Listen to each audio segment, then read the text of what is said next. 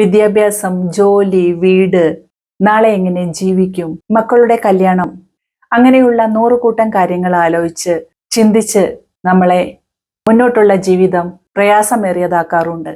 ഇത്തരം സന്ദർഭങ്ങളിൽ നമുക്ക് മാനസിക സമ്മർദ്ദം, മാനസിക സംഘർഷം, ആകാംക്ഷ, ഉത്കണ്ഠ, പിരിമുറുക്കം എന്നിവയെല്ലാം വരാറുണ്ട്. ഇത്തരം അവസരങ്ങളിൽ നമ്മൾ അതിൽ നിന്നും രക്ഷപ്പെടാനായിട്ട് സ്വയം ശ്രമിക്കുക.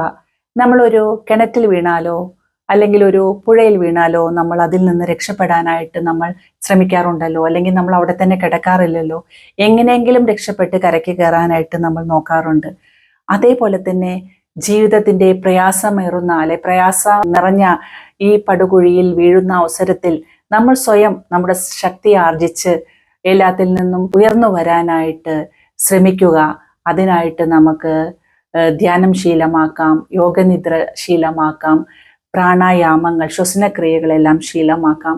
ഇതെല്ലാം ശീലിച്ച് നമുക്ക് ജീവിതത്തിലുള്ള പ്രയാസങ്ങളിൽ നിന്നും പ്രതികൂല സാഹചര്യങ്ങളിൽ നിന്നും രക്ഷ നേടാനായിട്ട് ശ്രമിക്കാം.